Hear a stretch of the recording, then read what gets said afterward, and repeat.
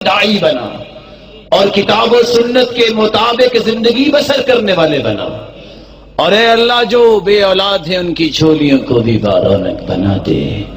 میرے مالک جو صاحب مال ہیں ان کے مال میں برکت فرما، اور جو بے روزگار ہیں ان کو بھی تونگر بنا دے، مقروض کے غیبی خزانوں سے مدد فرما۔ الہ العالمین، تیرا یہ وعدہ ہے جو تیرے پیغمبر سے سچی محبت کرتا ہے وہ تیرا محبوب بن جاتا ہے۔ اللہ ہم سب کو اپنا محبوب بنا لے، رسول اللہ صلی اللہ علیہ وسلم کی رفاقت نصیب فرما دے۔ جب تک ہمیں زندہ رکھنا ایمان سے رکھنا، جب بلانا تو ایمان کی خوبصورت کیفیت میں بلانا، جس طرح آج حدیث کے اس خوبصورت پروگرام میں جمع ہے۔ اللہ ہم سب کو جنت الفردوس میں جمع فرما۔ بات رہ گئی ہے پیارو، کبھی یاد ہوگی مجھے بھی اور آپ کو فائدہ دے گی۔ جب انسان کی حدیث سے محبت ہوتی ہے تو خاتمہ بڑا اچھا ہوتا ہے۔ جانتے ہو ابو ذرا رازی کا نام؟ 7 لاکھ حدیثوں کے حافظ۔ کسی کو کیا پتا محدث کیا ہوتا ہے؟ کسی کو کیا پتا یحییٰ بن معین کون ہے؟ احمد ابن حنبل کون ہے؟ 7 لاکھ حدیثوں کا حافظ موت و حیات کی کشمکش میں ہے۔ یہ ہے انعام اللہ مجھے اور آپ کو عطا کر دے۔ وہ کون سا انعام ہے؟ حسن خاتمہ۔ ابو حاتم الرازی بیٹھا ہے، محدث دورہ۔ منذر شاہزان بیٹھے ہیں، محدث۔ ابن وارا محدث۔ محدثین کی جماعت بیٹھی ہے، اور ایک حدیث کے میدان کا ایک پہاڑ دنیا سے جا رہا ہے۔ 7 لاکھ حدیثوں کا حافظ۔ اور میری بات پہ ناراض نہ ہونا، یہ ضلع قصور ہے، ذرا چکر لگا کے دیکھو 100 حدیث سند کے ساتھ ہمیں کوئی نہیں سنائے گا۔ بساد احترام، اللہ تعالیٰ ایسے پیدا کر دے، اگر ہیں تو ان کی زندگی لمبی کر دے۔ 100 حدیث سند کے ساتھ کوئی نہیں سنائے گا۔ 7 لاکھ حدیثوں کا حافظ۔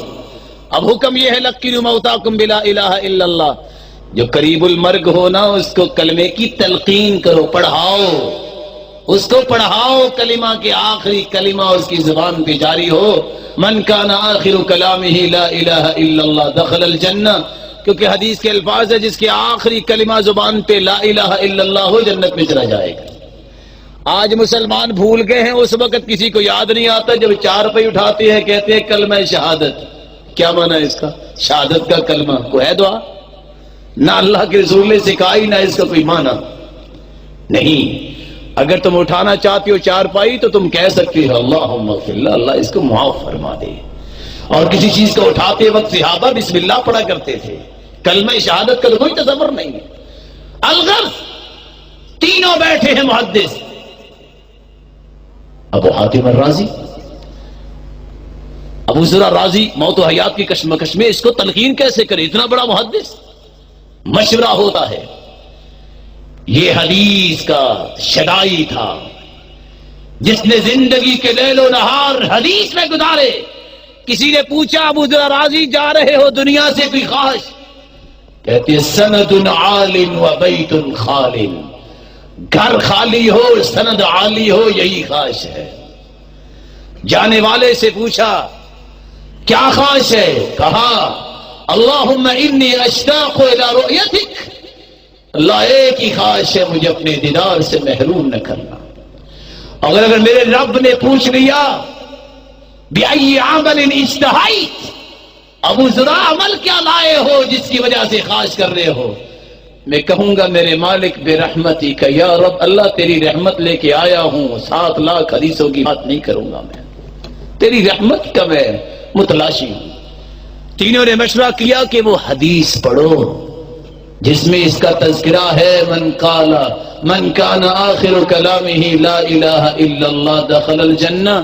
یہ لا الہ الا اللہ اس کی زبان پہ آئے گا، شاید اس وقت اللہ اس کو قبول کر لے۔ ایک بولتا ہے کہ حدثنا بندار قال حدثنا ابو عاصم قال حدثنا عبد الحمید بن جعفر، حدیث کی سند پڑھتے ان صالح رک گئے۔ دوسرا محدث سمجھانا یہ چاہتے تھے کہ ہمیں سند نہیں آتی، اور یہاں یہ بات بتا دوں، یہ وہ کمزوری ہے جس وجہ سے آج ہم دور ہیں۔ صد ایک ایسی نعمت ہے جو حق و باطل میں تمیز کرتی ہے، جو حق و باطل میں فرق کرتی ہے۔ دوسرے بولے حدثنا بندار قال حدثنا ابو عاصم قال حدثنا عبد الحمید بن جعفر عن صالح بن ابی عن صالح بن ابی۔ وہ بھی رک گئے، موت و حیات کی کشمکش میں گزرا راضی، آنکھیں کھول کے کہتے ہیں رک جاؤ۔ حدثنا ابو عاصم قال حدثنا عبد الحمید بن جعفر عن صالح بن ابی عریب عن كثير بن مرة الحضرمي عن معاذ بن جبل رضي الله عنه قال قال رسول الله صلى الله عليه وسلم من كان آخر كلامه لا إله إلا الله۔ جب اتنے حدیث کے کلمات پڑھے مسکرائے اور اللہ کے پاس چلے گئے۔